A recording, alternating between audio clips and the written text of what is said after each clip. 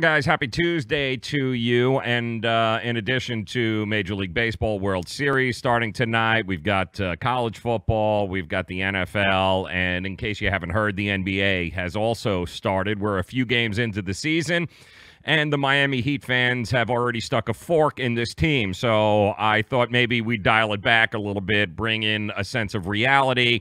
So nobody better to do that about the Miami Heat than Alphonse Sidney. HeatBeatMiami.com, part of the 5 Reasons Sports Network. He joins us via the Miami Acura hotline. And Alphonse, I don't know how you deal with it, man. We're 3 games in, and already the Heat are the worst team in the history of the franchise, man. Like, come on, bring us back to reality. What have we seen so far from the Miami Heat?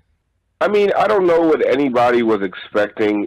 You have a team that is going to end up anywhere between 4 to 6 in the Eastern Conference, and in the Eastern Conference, that means you're an average team, and an average team is going to lose and win a lot of 1-point, 2-point games.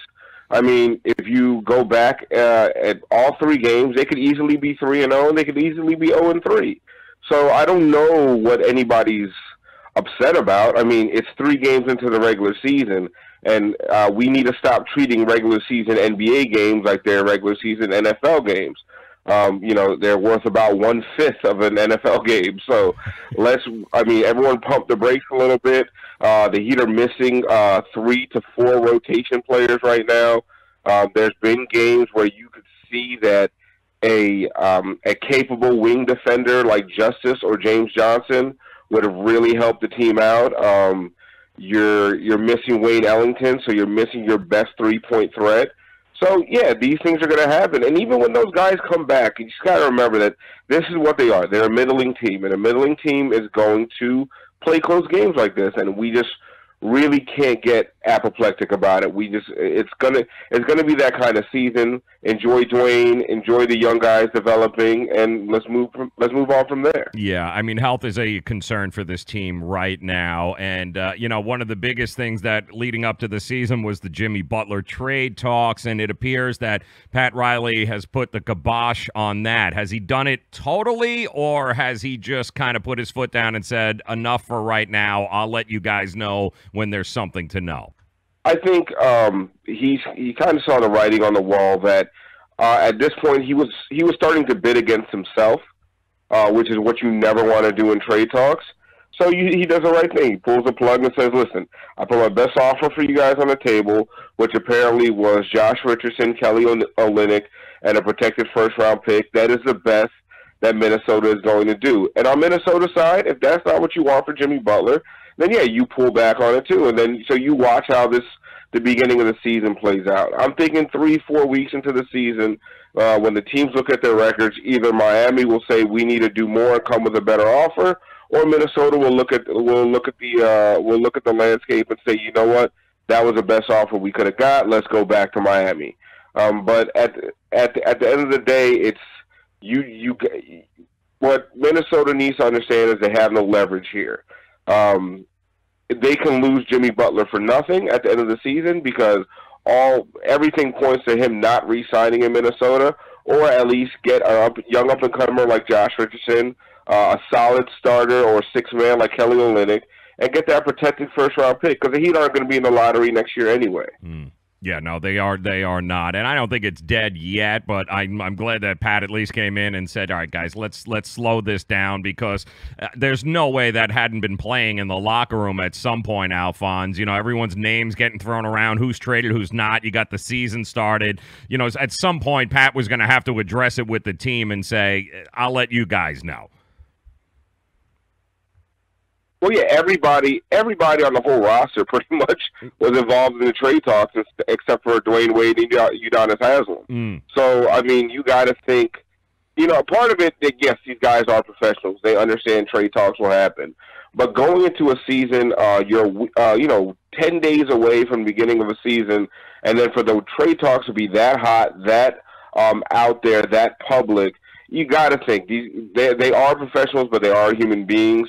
I talked to somebody who was dating a professional athlete, And you don't even think about it. If you get traded on a road trip, you move to a new city before you even get to go home first. So these are the kind of things we do have to remember, that it weighs on human beings' minds when, you know, your whole life can be, you know, go through upheaval with just a quick sign of a pen. Yeah, so true. Alphonse Sidney joining us, part of the Heat Beat podcast, 5 Reasons Sports Network. He joins us via the Miami Acura hotline.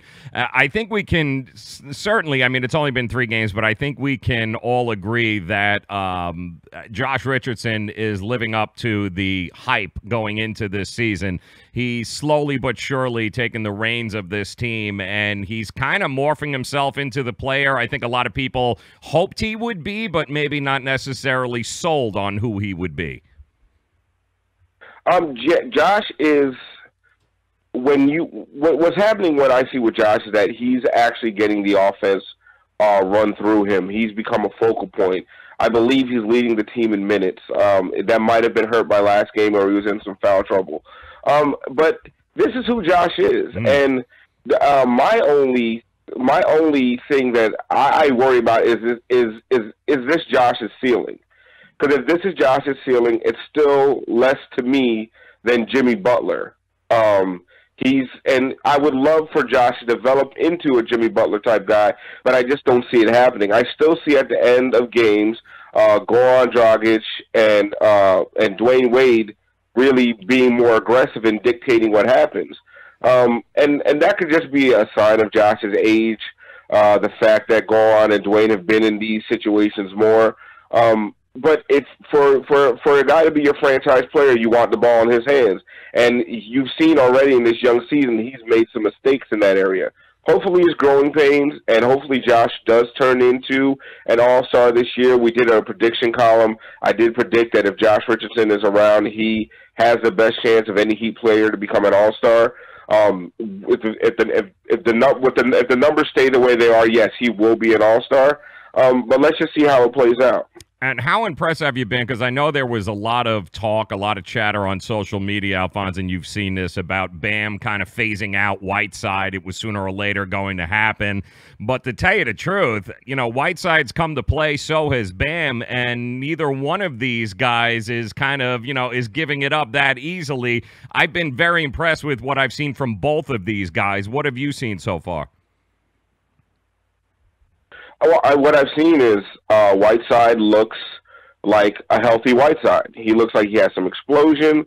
He's running the floor better than he was. He's closing out on three-pointers as best as he can. His picks have been better. He's actually running the pick and roll with Dragic a lot better than he normally has. Where you would look at him, is he even trying to set a pick, or what is he actually doing? But yeah, Whiteside is looking more and more like Whiteside. Does he look like a max player? No, but I think that has some of that is just the way the NBA is nowadays, and I don't know if there's ever going to be. You know, I don't know right now if there's any max center in the league who doesn't shoot threes. But the fact that both Hassan and Bam will push the ball up the floor. Hassan's gotten, I don't know if he's got the green light or if his driving spoke crazy. He's actually bringing the ball up the floor a little bit more, pushing the offense.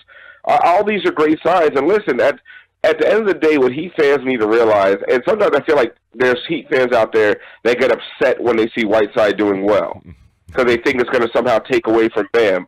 At the end of the day, what you want is to have 2 starting caliber centers. Like that's a great problem to have. And if that's what the Heat have, then that's a good thing. You know, looking through the first week of the NBA season, Alphonse Sidney joining us, the Heat Beat podcast, the co-host there, heatbeatmiami.com. You guys can check it out.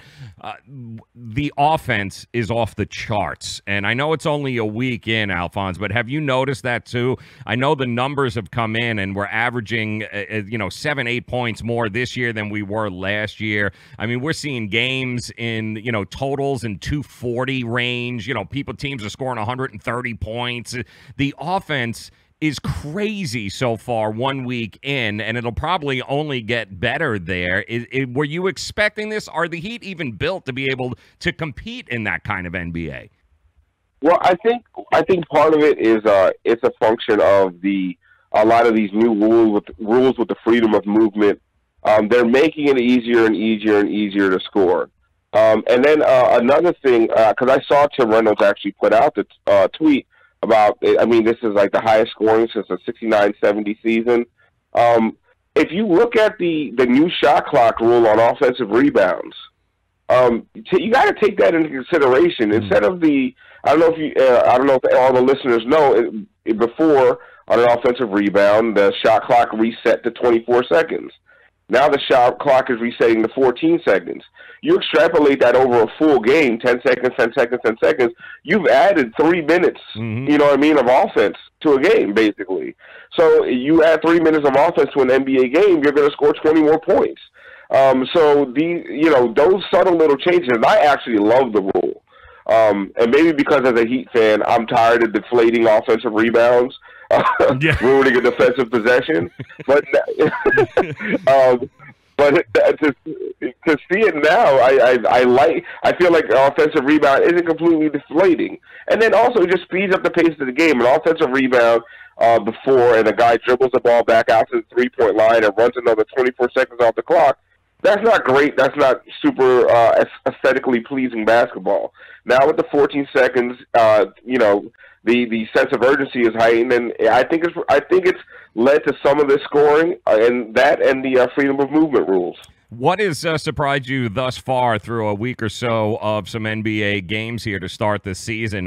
Is it LeBron being, winless there in L.A.? Is it Detroit all of a sudden looking like they have a team? I mean, Toronto, we kind of knew what they were. That's not really a surprise. Milwaukee. But when you look around what you've seen thus far through a week, are there any surprises to you?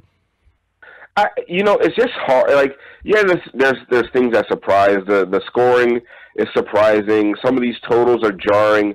But I think, I feel like every year, the first 10 games, there's some team that comes out like gangbusters. I think it was Orlando last year, and then it fizzles out and water reaches its level, as the great Tony Fiorentino likes to say.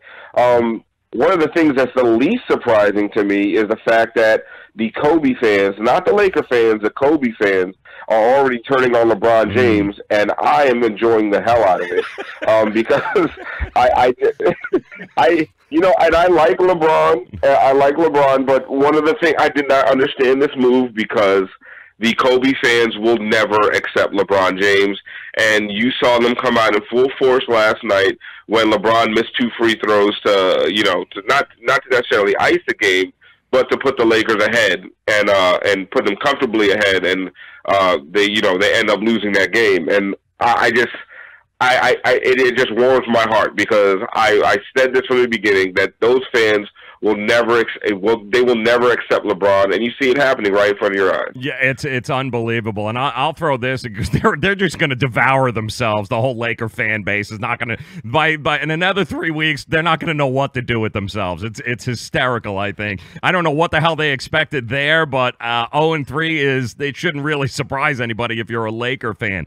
But what about the Pelicans? If there's one thing that stood out to me, is that this team's averaging 140 points a game. And, the Pelicans, you kind of knew they were going to be okay because of Davis. But, damn, dude, the Pelicans can score with the best of them.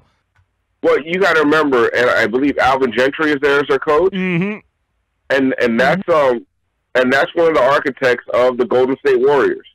It was going to take some time, but if he's coming in there with that scheme and with what the Golden State Warriors were doing, yeah, it took some time, but I mean, they were always going to eventually be a high-scoring team because that's the style of basketball they wanted to play. Yeah. But at the same time, I get so hesitant. I get so hesitant on any of this stuff because I look at the Pelicans roster and they have some nice players, and of course they have Anthony Davis, but you just got to think, is this sustainable? I look around the league at what's sustainable. I see a few things, but I really feel like, we need like another 2-3 weeks to really get a real clear picture of what the league is. Yeah, I mean, is Murata going to continue to average 33 a night? Probably not. But, I mean, it's pretty impressive so far. You know what I mean? So it's pretty impressive what they've been able to do thus far. But I think maybe the best thing for all fan bases to do at this point, especially Heat fan base and Heat Twitter, all right, you guys listening? All right, Alphonse is the voice of reason here, guys. Slow your roll. There is nothing jarring or nothing out of the ordinary of what we're seeing right now, Alphonse. It's a long-ass season. Give them a chance to get healthy, see how this Jimmy Butler thing plays out, and who knows, in 4 or 5 months, we might be having a totally different conversation here. Yes, sir. That's it. Everyone just needs to slow the roll a little bit, man. It's 3 games of a young NBA season. And like I said, the Heat are missing 4, if you want to count Dion Waiters, which I don't want to. Yeah, no. But if you want to count Dion Waiters, they're missing 4 major rotation players. And that's going to affect the way your team plays. But the only fan base I don't want to calm down is the Lakers. Yeah, let's say. They need to be in full panic mode, go completely insane, start burning LeBron jerseys before he even leaves town. I saw a guy on Twitter say that they need to trade LeBron James for a young superstar. Like 3 games. It is amazing. It's art. It is artwork what's going on over there. I got to tell you, and the first night, it's so funny because you also have the other segment of the population that will suck LeBron's ass no matter what happens. I'm talking after 1 quarter.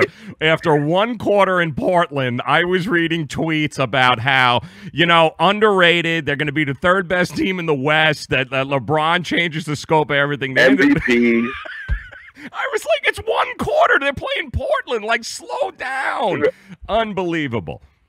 What were they called? The Bron sexuals and the Kobe fans are at war, and they're part of the same fan base now, and that's what makes it amazing. Yeah. It's honestly that's going to be the best show to watch all season long, the Lakers Civil War, because when LeBron does well, somehow it's a slight to Kobe in the Kobe fans' eyes. So they cannot even enjoy their team's success. The irony is so sweet over there. I just love it. It's the best show. It's the best show in the league this year. It's going to be so much fun to watch. And also real fun is make sure that you guys catch the podcast, the Heat Beat podcast. Tell us about it, Alphonse. How do people get to it? When do you guys record? Give us all that good stuff. We're on iTunes. We're on Podbean. We're on Stitcher. We're on Google Play. Anywhere you get your podcast from, you'll find Miami Heat Beat. Check out the entire 5 Reasons Sports Network. I have another show called Light Skinned Opinions, which is more about pop culture and politics, but we get into sports. We had about a 20-minute segment on the Lakers Rockets fight that you don't want to miss. We discuss fight etiquette, and listen, if you're not sure what to do in a melee, listen to Light Skinned Opinions this week. We'll get you squared away. And I want we're also doing a lot of. That was actually priceless too. And I want to ask you too, because I've been asking a lot of people that fight. All right, if that was in the street, who does LeBron side with? Does he side with his teammates, or does he look way more concerned about Chris Paul's well-being than Rondo or anybody else on the team? Did you notice that as well? Yeah, I brought that up, and that was weird to me. It was, and he's consoling him on the way to the bench instead of going to his own teammates. Brandon Ingram looks like he's about to be out for a month, and nobody's even talking to him. I mean, that was just weird. That was odd. If that was a street pickup game, I look at what Rondo and I look at what Chris Paul did, and they were both just very justified in what the escalation was. Just a natural escalation of things. You put my finger in your face, I spit on you, we're going to start throwing hands. I didn't like what Brandon Ingram did because, first of all, he has that Mr. Fantastic go-go gadget arm reach. That's just not fair. So to sucker punch somebody out of nowhere with that reach just isn't right. Dude, he was in Section 203. He was in Section 203 throwing bombs, dude. That's not fair. Yeah, he punched Chris Paul from the visitor locker room. I mean, that's Oh, Jesus. Wasn't right. I can't. Alphonse Sidney, HeatBeatMiami.com. Make sure you check it out, the Heat Beat podcast. Head over to 5 Reasons Sports. Make sure you guys follow them. All of Miami sports, whether it be the Marlins, and yes, there are people talking about the Marlins still, whether it be the Dolphins, which is its own headache, or, of course, the Miami Heat. Make sure you check them out, 5 Reasons Sport. Alphonse, this is always a pleasure, brother. Thank you for taking some time, man. Enjoy today. It's an early season. We'll do this again. All right, brother. See you later. Appreciate it. Alphonse Sidney, HeatBeatMiami.com. Make sure you check out the Heat Beat podcast.